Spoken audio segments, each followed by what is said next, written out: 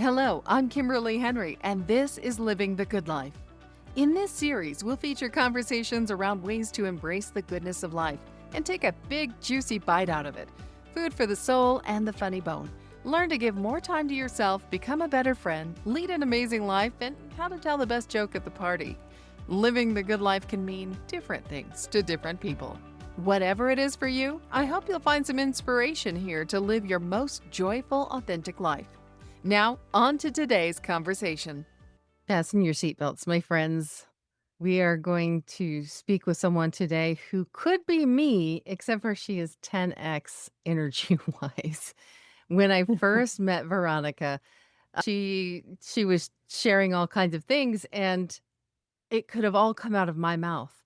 But she was going so quickly and with such enthusiasm, it was amazing. It was fantastic. I didn't have a chance to let her know that I was all the things that she was talking about. Just an amazing chance to meet. Veronica Munoz is a transformational life and wellness coach, certified yoga instructor, Reiki master, and crisis responder. Educated in social psychology, humane education, and eco-psychology, dedicated to helping high-functioning burnout individuals. We can all, well, not all maybe, but a lot of us can raise our hands to that, deprived of time to unwind, resulting from feeling hostage to their success and excess, create the necessary space to reclaim their genuine selves and achieve mental, physical, and emotional well-being, manifesting a life they love. And that is what we are all about here. Without further ado, I want to welcome to the podcast Veronica Oh, Munoz. thank you, Kimberly. Thank you for inviting me and having me here. And I could say the same. I loved your energy, and you know how it is. It's magnetic, right? Great energy attracts great energy. So in the end, we're all like light bulbs, like we're just brighten up the world so we can have different levels of vitality. But if we're full force, then we're ignited. Yes. Yes. And so I have this old laid back thing going on, and you have this more exuberant thing going on, but I love it's almost like polarity, right? Polarity, and I always Hmm. think that there is the duality of the oneness, right? So the Hmm. two sides of the same coin. And I always I love this because I always have this rock. Nobody can see, but you can see it. And I said that we are human beings that were covered in stone, but if we remove all the pieces that cover our brilliance, there we are fully brilliant. So the truth is that even though I'm a yoga instructor and all those things, those were only elements and instruments that I used to learn to self-regulate. I am not all that peaceful, or I'm just a mess. I would have probably have been diagnosed with OCD, hyperactivity, everything, every condition on the planet. So I had to spend a lifetime figuring myself out and acquiring tools. But now I'm a person in energy. Yes, I'm an energy bunny. I like to An ignite. energy bunny. Love it. Yes, that's what I The be little baptized. Yes. energizer bunny. Veronica, you are in Canada today, but you haven't always been. So can you tell us a little bit about how you've created your life and where you are now? I love that I created my life because it is true. We are creators. We're co-creators of our lives. And for me, where I am, the result of how my life came about is been a choice. And it's been a choice as a result of not having a choice. And that is kind of funny, right? Because I grew up in dictatorship in Argentina. That's all the way down south in South America, in the further tip of South America. So it's south of the border, really, really far away, many miles away. And I was born without freedom. So in dictatorship, all your rights are suspended. Beginning for my first instinct, what do we do as toddlers when explore on paper our creativity? We grab a crayon and whatever is our preference, we just grab it and start making scribbles on the paper. Well, for me, it was trying to draw something. And the first response to that instinct was somebody hitting me. And it was just the right of using my left hand. So my Oh, first instinct, which is something that any child, I have children, I have one that is right-handed, the other one is left-handed. It's an instinct. You don't do it on purpose. You don't do it to oppose the government, especially when you're a toddler. However, what I met was constant resistance to basically everything that was the essence of who I was in a government system, in families that had to abide by the government system where you don't have freedom to be yourself. And I encountered resistance to everything that was authentic to me. And from my family to the government to the school to the religion that 99% was Catholic, everything was trying to mold me to that. So that was difficult. And that made me choose the opportunity that one day I will be 21 years old and I will find a way to find freedom and be me. And the way I preserved all that freedom was by literally ensuring that I will preserve my right to use my left hand, hiding under the sheets. So in the school, I will write with my right hand, but then I will hide and I will write. And I will just not only write with my left hand, I will keep a journal of everything that I knew was me, everything that felt right and authentic to me. And I, at a very early age, made the distinction between the inside world and the outside world. And I knew that Oh, who I was interesting. inside had nothing to do with the world that was being presented to me and imposed on me. And I was a rebel. I'm like, I don't like this. So I had fights, power struggles with my family, with the school, with everything in an attempt to preserve. And I met a lot of opposition, resistance. And most likely if my poems would have been read in public, I would not be here. I would have been made disappear because that's what it works in dictatorship. So that's more or less what prompted me to look for a fertile soil to grow the seed of my authenticity and freedom.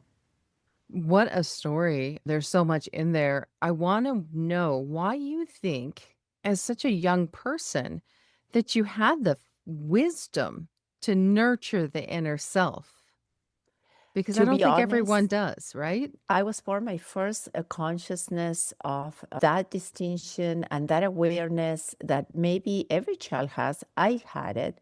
Was I tell you when I was there was a big willow tree in our backyard in Argentina, hot day, and I'm on top of the I was maybe 5 years old and I had climbed to the tree, had many little branches, and I was sitting on top of the tree in the shade, and through the little long branches and stuff, I see my dad at the very top of the roof screaming his lungs out, cursing because the water tank had broken and it was overflowing all the Mm. water through the roof.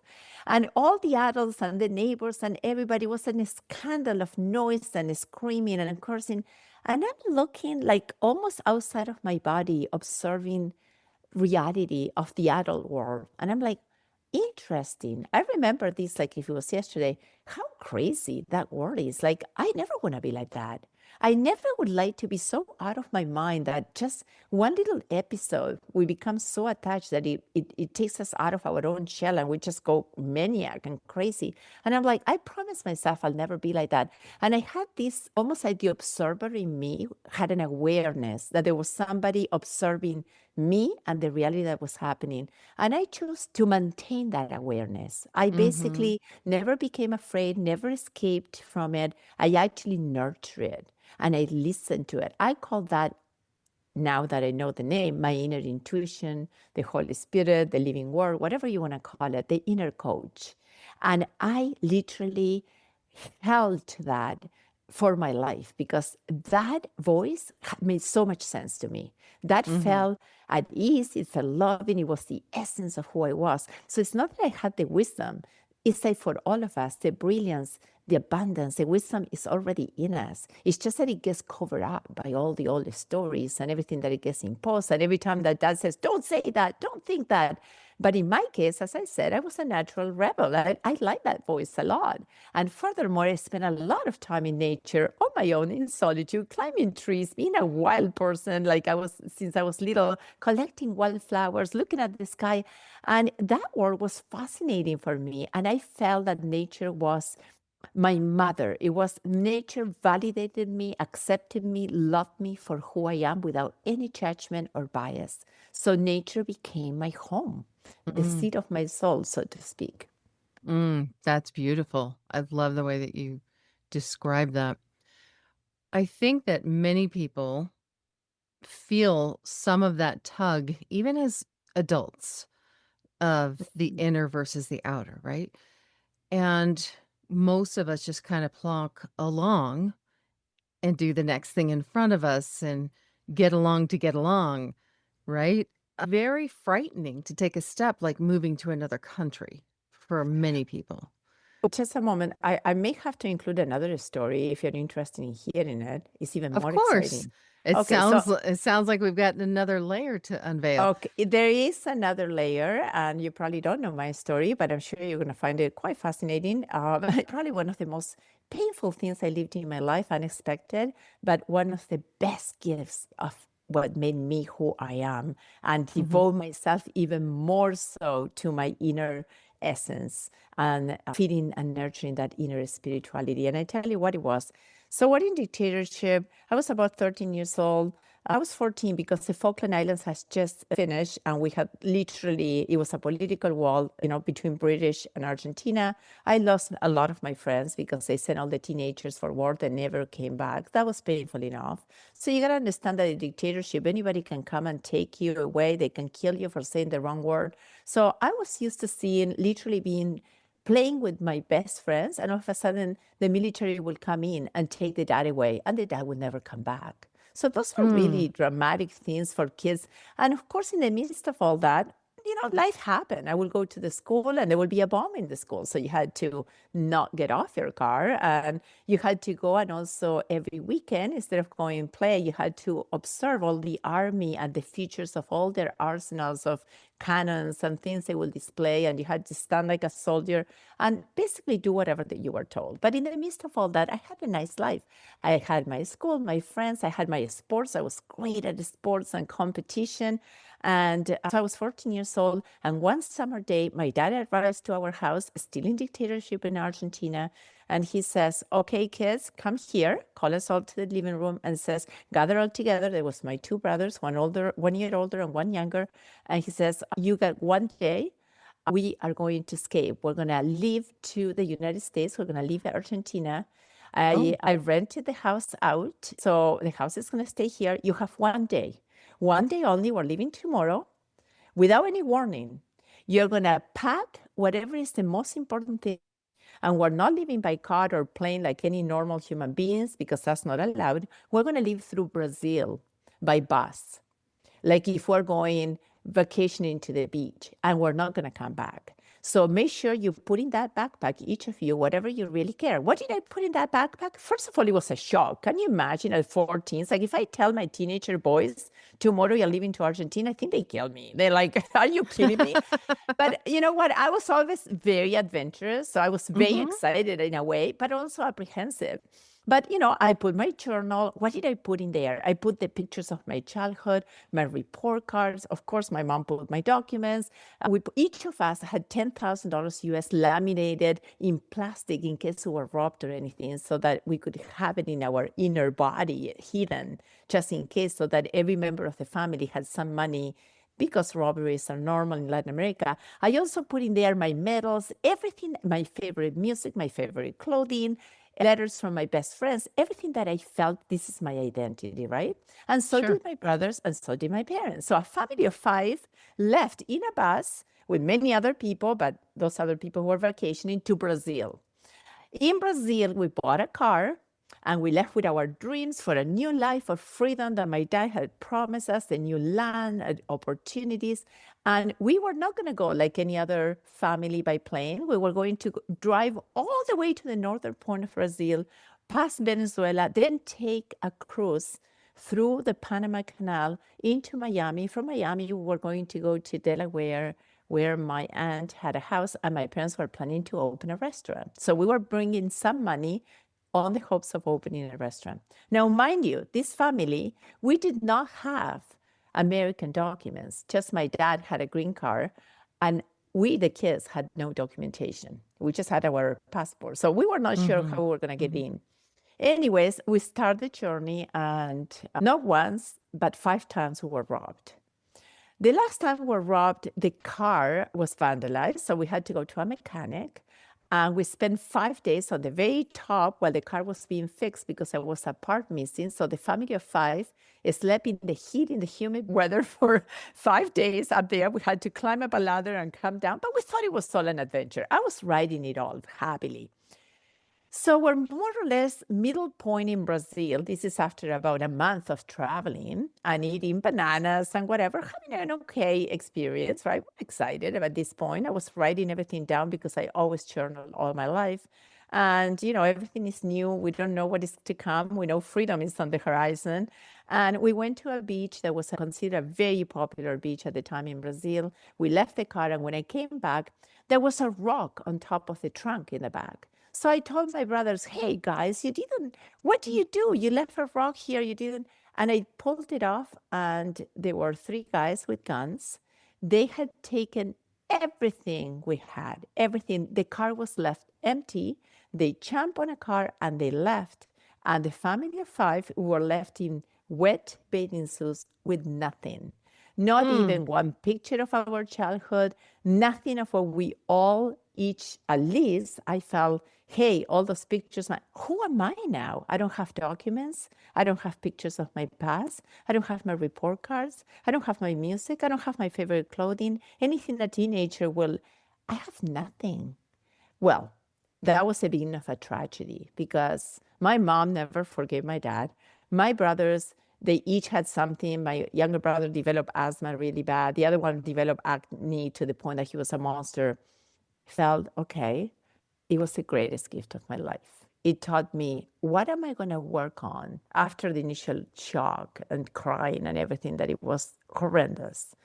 What am I going to work on in my life that nobody can steal?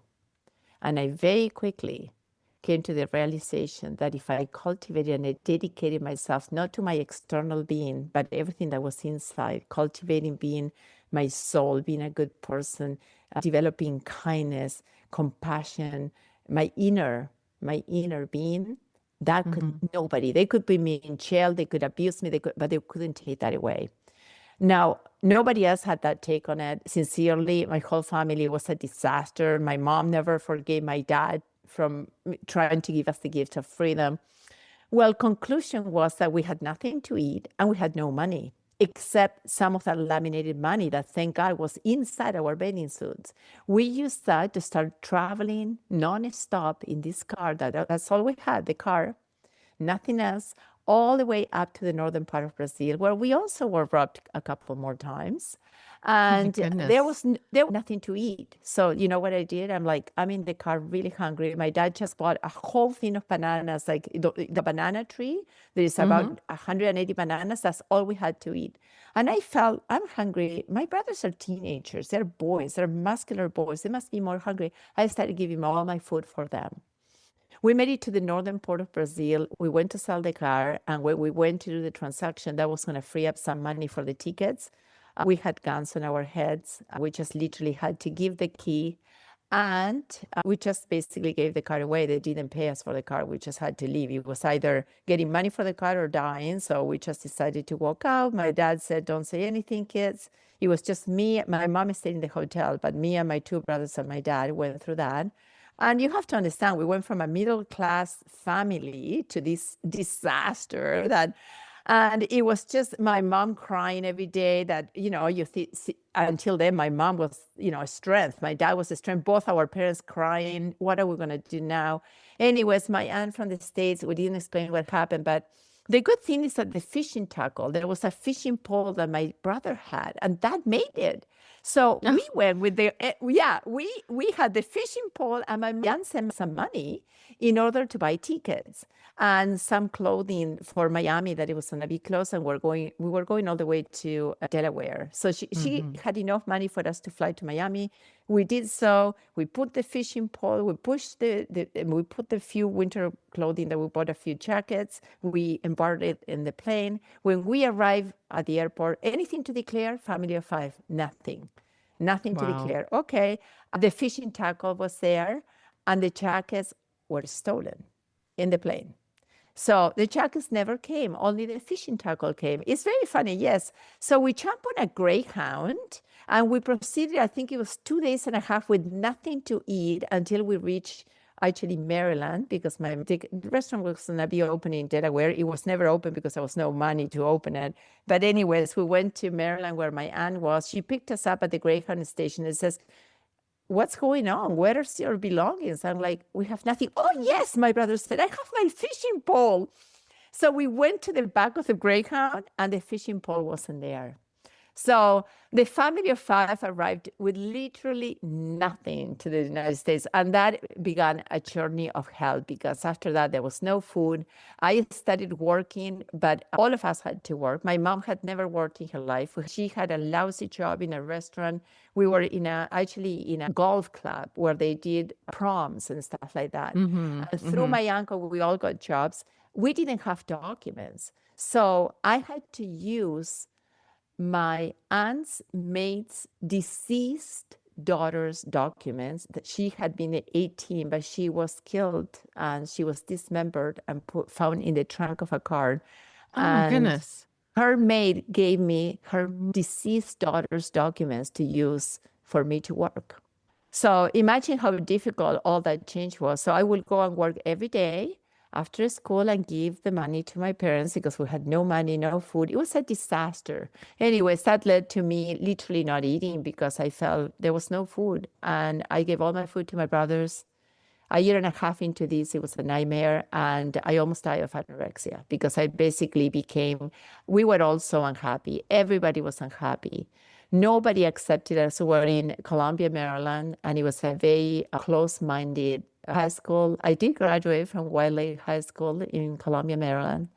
But everybody was like, who are you, Indians? Go back to where you come from. And we didn't understand the language. We didn't know anything. We had no friends. It was a disaster.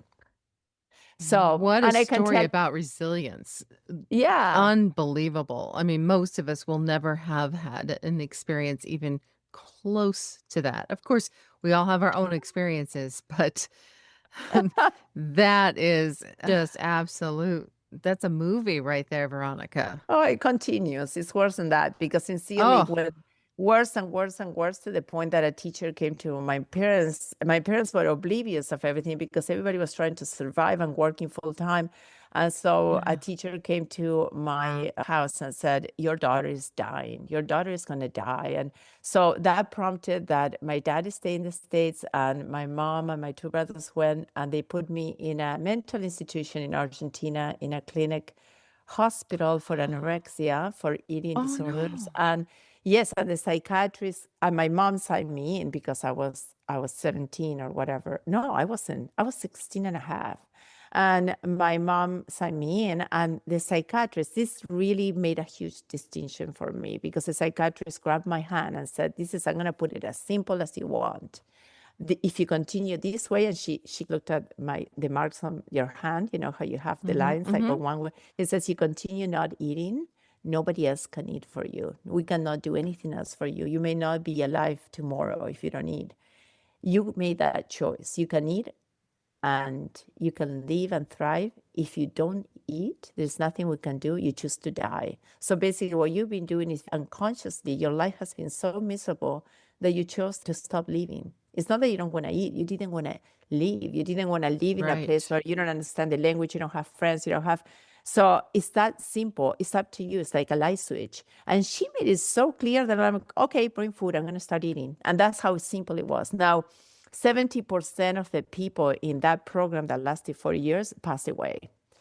Anorexics, bulimics, they would commit. But for me, it was a psychological thing. It was Right. literally the fact that I was so miserable. We were all so miserable without our friends, without our language, without, like, it's really hard. Like, if you uproot somebody and, like, if you uproot, I don't know, a forest tree and you put it in the desert, it was impossible because the cultural change, so anyways, it was a long story short, but the thing is I was one of the only ones that recovered from anorexia. Then I went and I helped.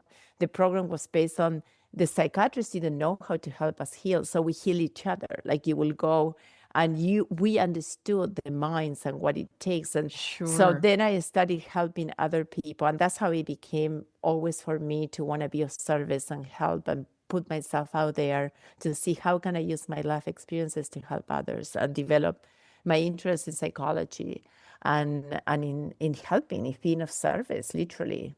You That know, is incredible yeah. and how almost inevitable. How could you not after having gone through that journey?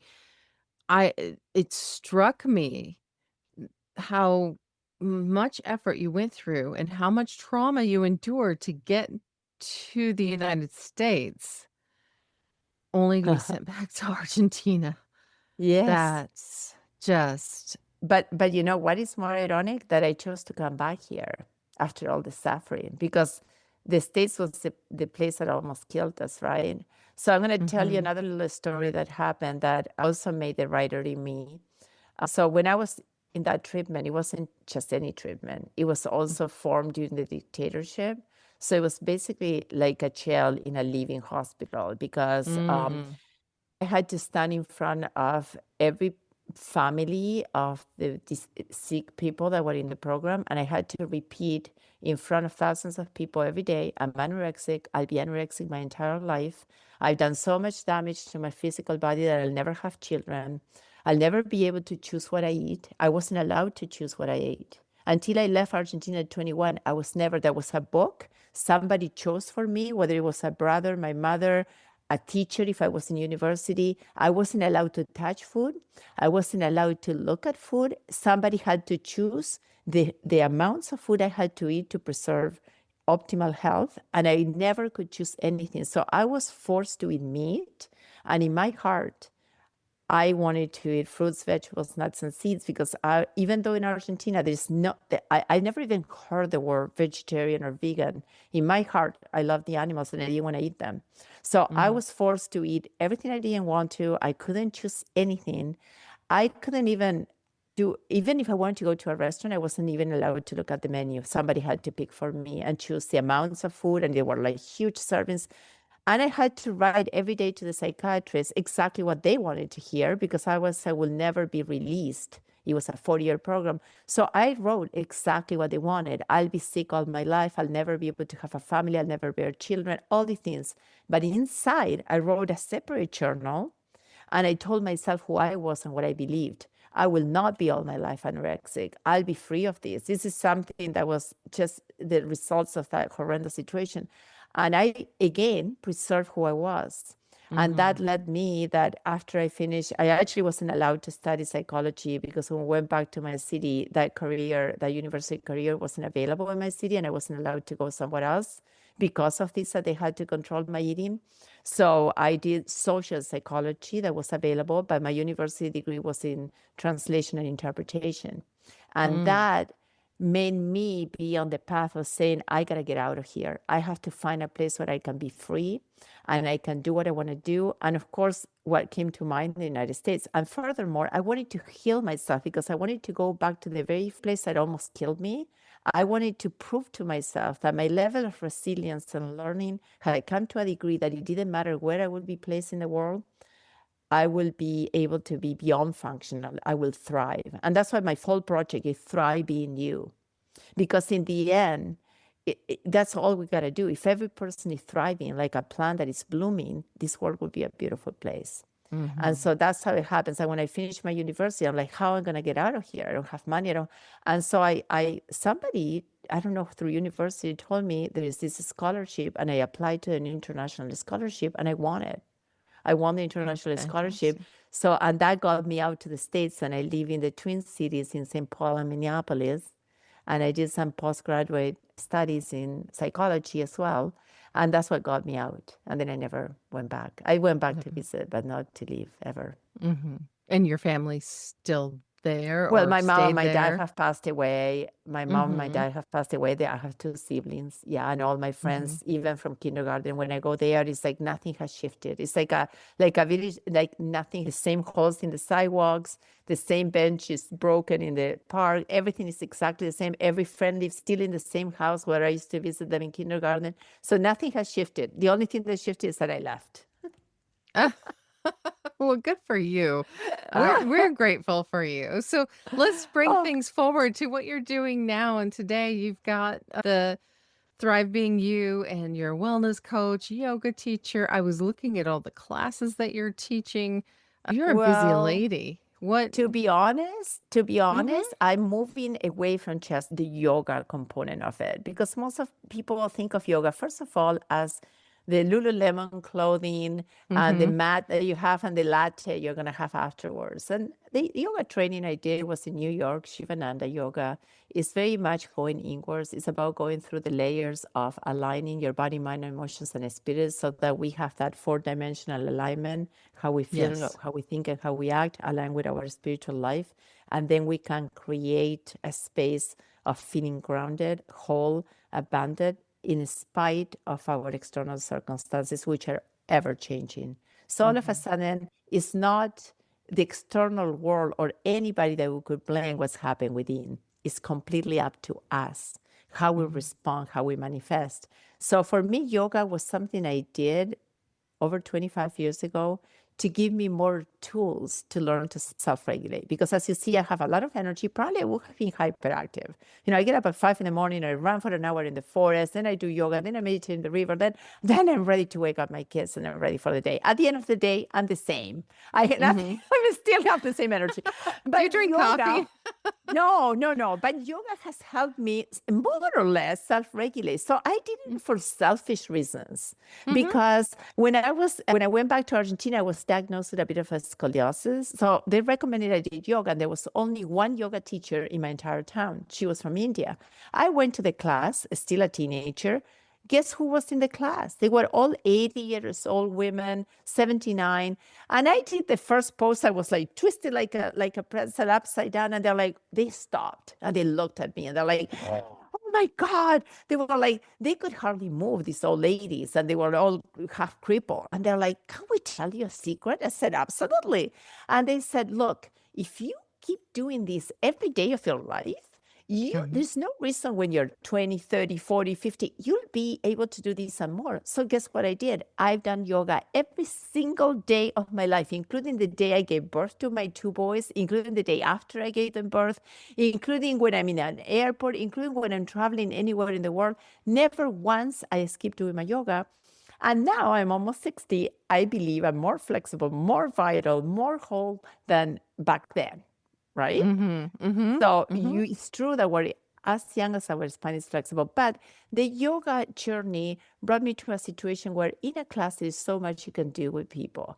And most individuals that come to the class, yes, they come for peace, but they're mostly focused on the physical body. They don't want to dig too much deeper. And I'm all about going full inwards, right? And peeling off the layers.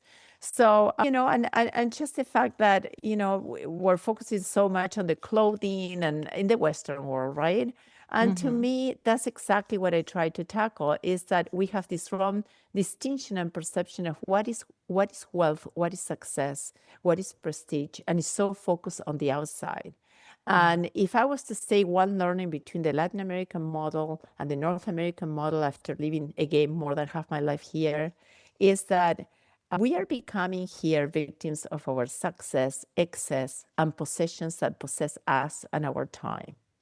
To the point that now, if I want to make a booking, I got to make my own schedule public to somebody else. I don't get to even own my schedule. Well, a few years ago, I didn't even have a phone. And all of a sudden, our lives are so regulated by so many things. We don't own our own time and space anymore.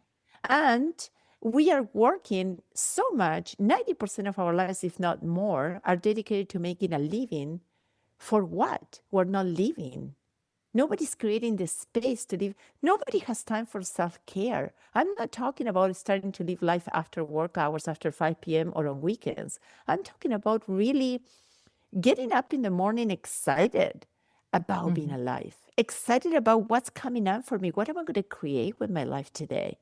Is this life really working for me long term? Because it may work short term, but what is my life if I continue on this rhythm going to look like in my last 10 or 15 years? Is it going to support my optimal well-being in body, mind, emotions, and spirit?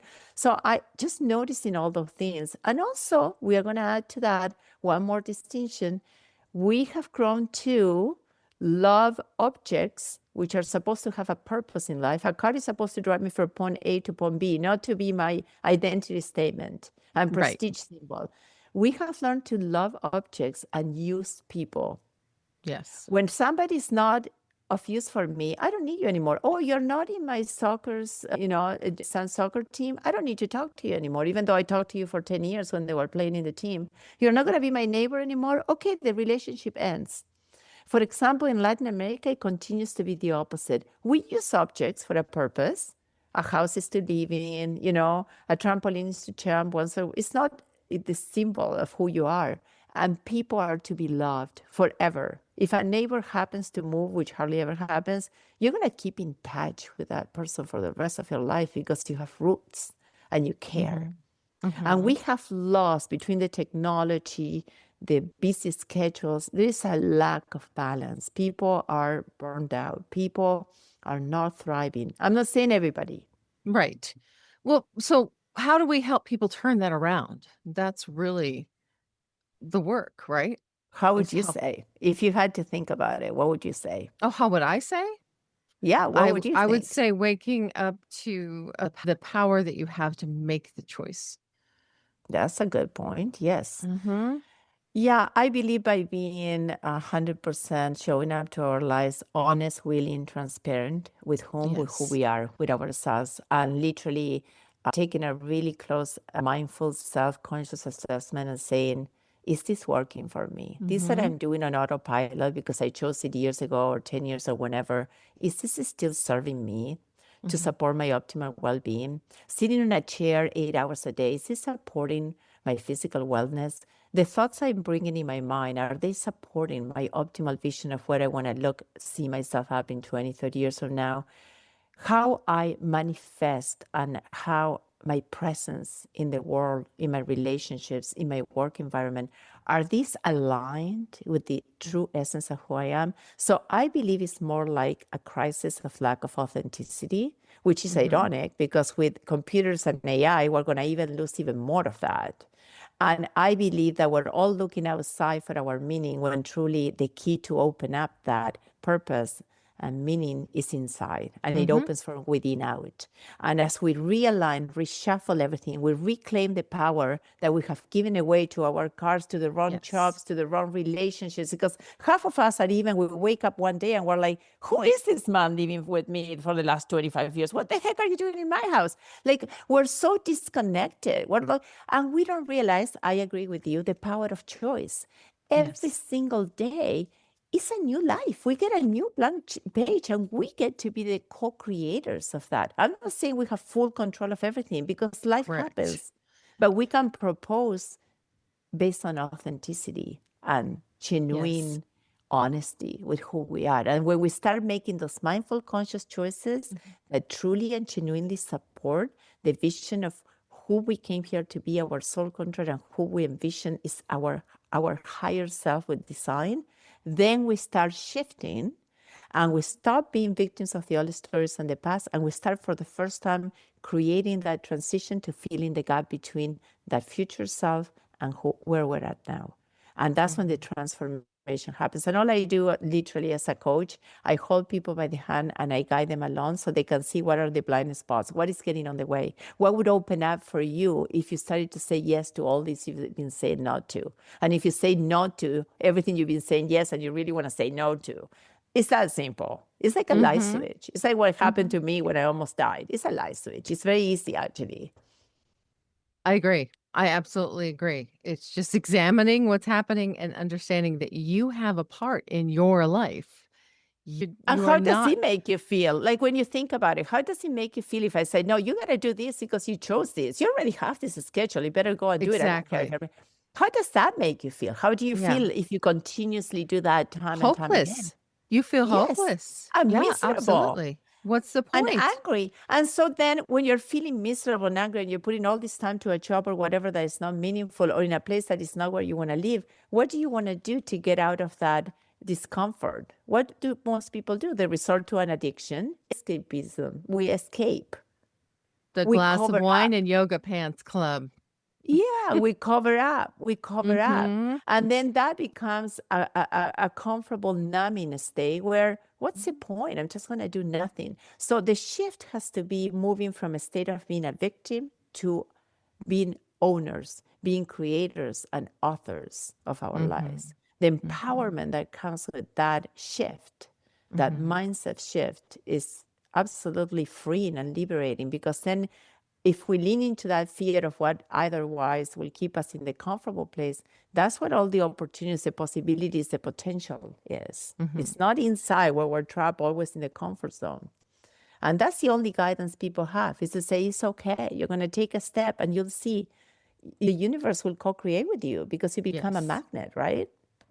Now, I think that some of this mental stagnation happens because or alongside with being sedentary, office jobs, professional jobs, even remote workers, nomads who are traveling the world, digital nomads, they're still sitting in a coffee shop somewhere I agree to all day completely. long. And as a matter And of fact, the latest studies, sorry for interruption, are saying that this is our number one is stress, and being sedentary is yeah. killing us because these bodies were meant for mobility, including our eyes. They were not meant to be looking at the screen 8 hours a day, plus all the time we spend on the phones and the computers and the tablets and everything else.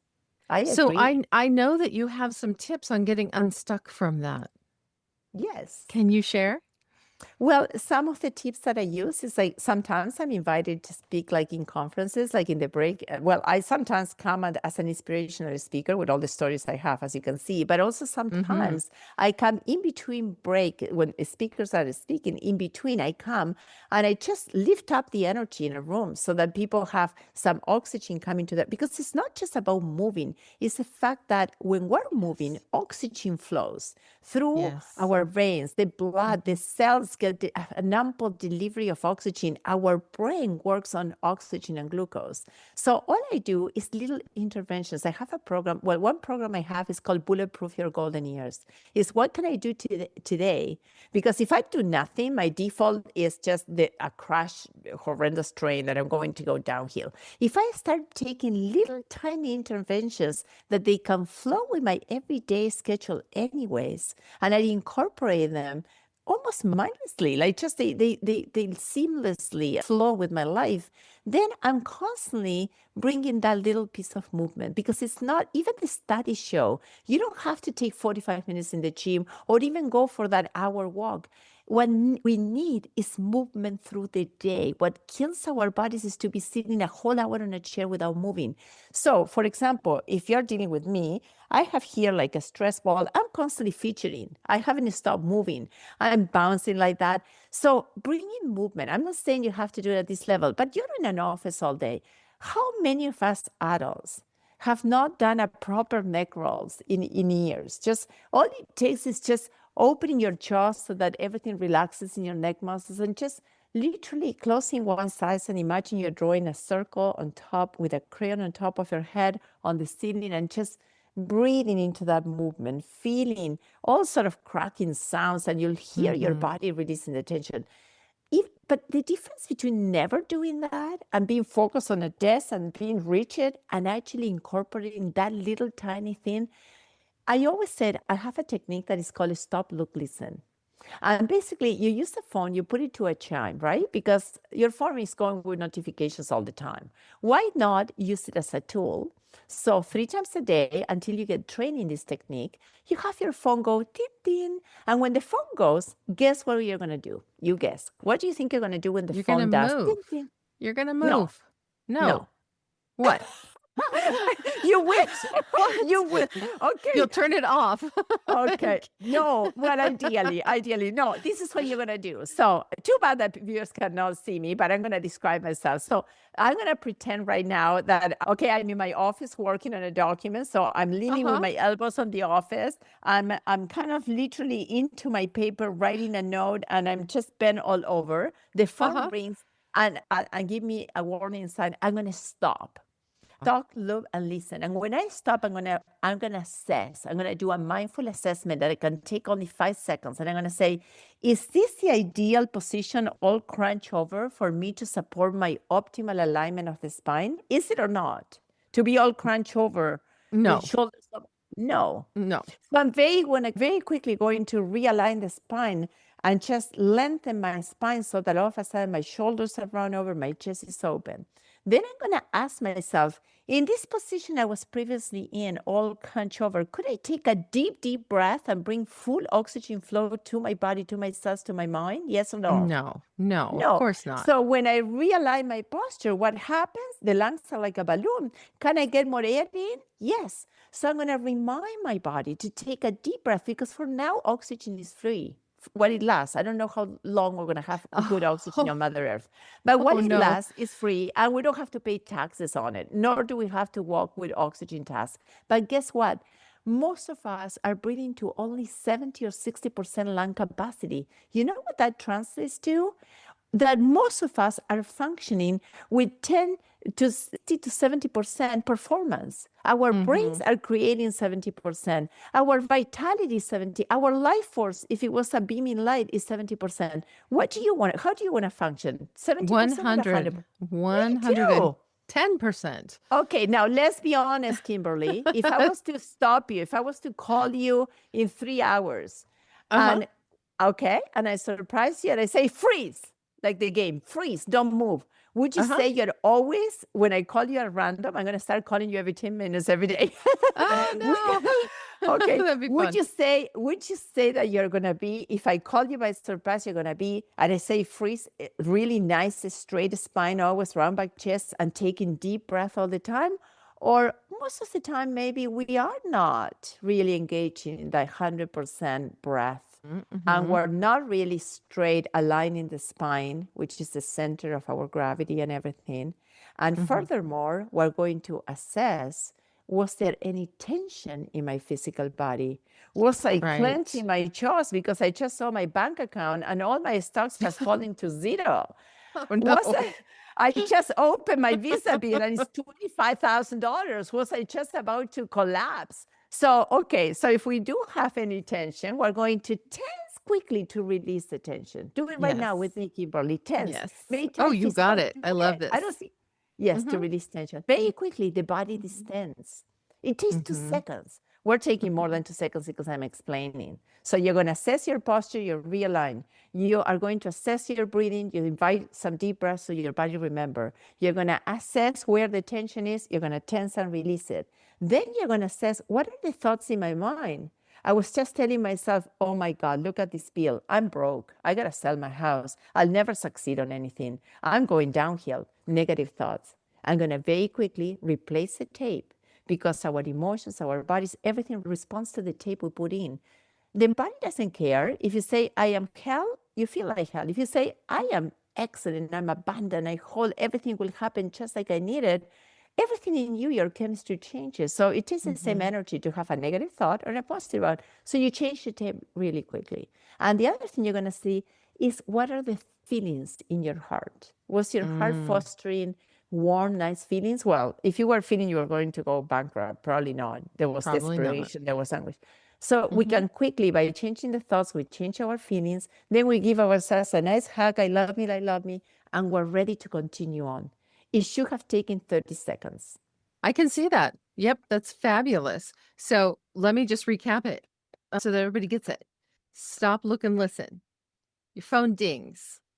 You said like 3 times a day. I don't know. It could be more than that.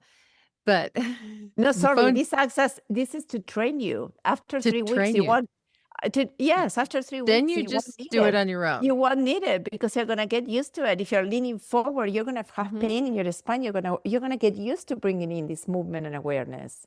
It's all about awareness. Continue. Let's see if the Okay. revision. Let's see if you were So a yeah, good let's see if I got it student. right. Is this a test? Okay. Okay. Yes. So the alarm goes off. Ding, ding, ding. You're going to check your posture, check what you're doing.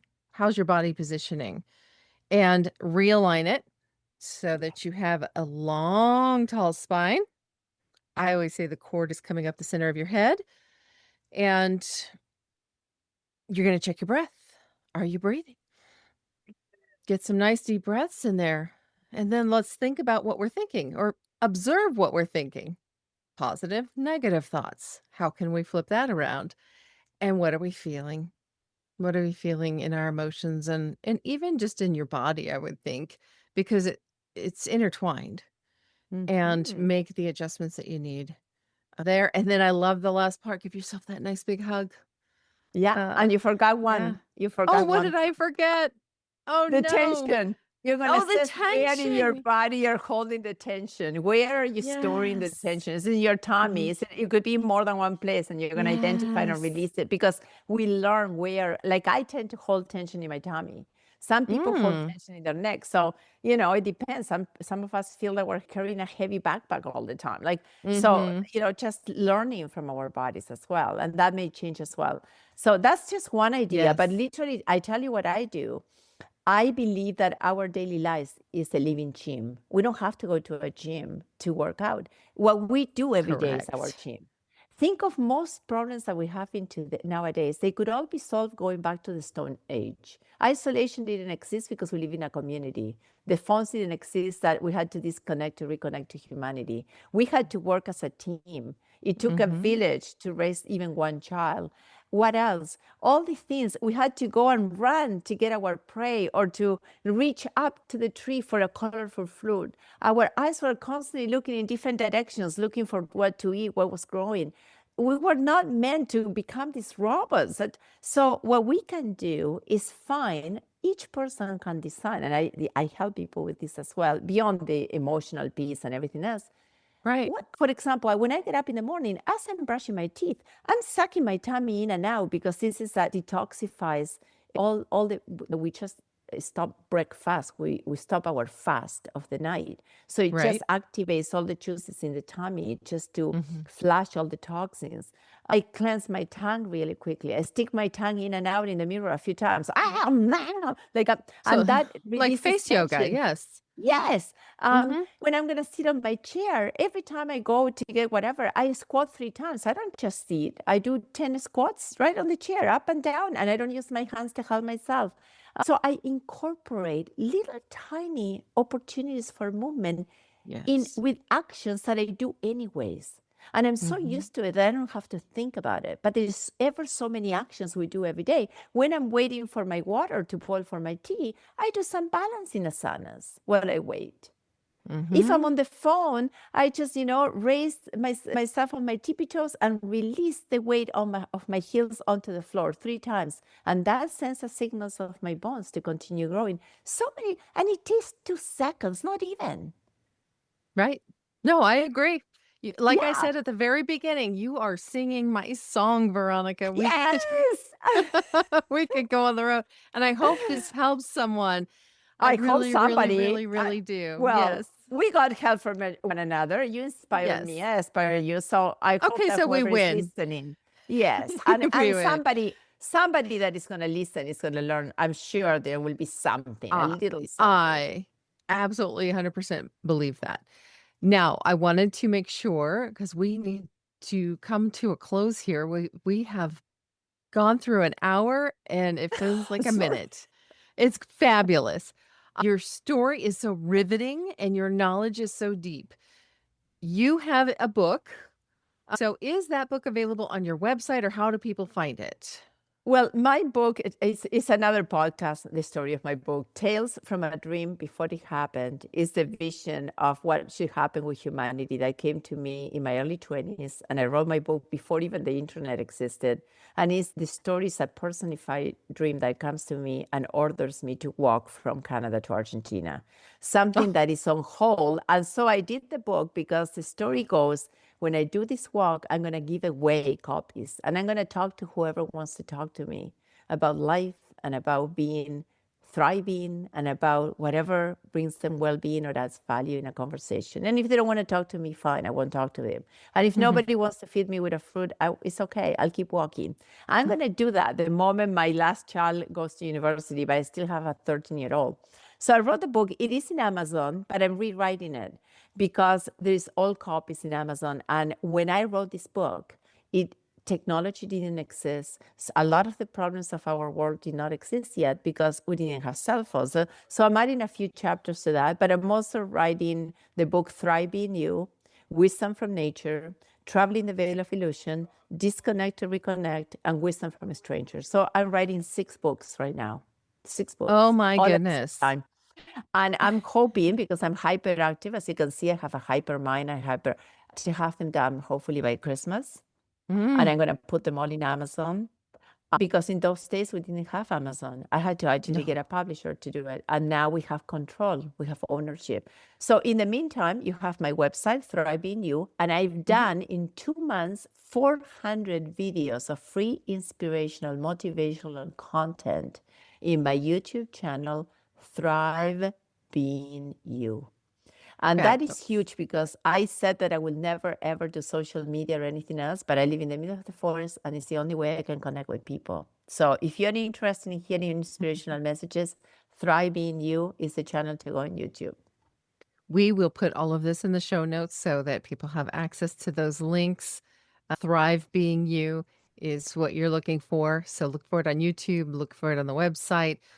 Google it, whatever you need to do. Find, have AI go out and find it for you, whatever you need to do. It's the beauty of this life that we are all creating is that these tools and resources are there for us to use with wisdom I and love that. discernment. So I love that. yeah, thanks, Veronica. It's been a pleasure. I really, I, really enjoyed hearing I about your just, story. thank you so much. I just wanted to say thank you, and that I always start and finish the same way, but I wanted to honor the gift of your presence and the presence of anybody that will be hearing this, because that's the greatest gift each of us brings to this world. Who we are, our presence is a gift.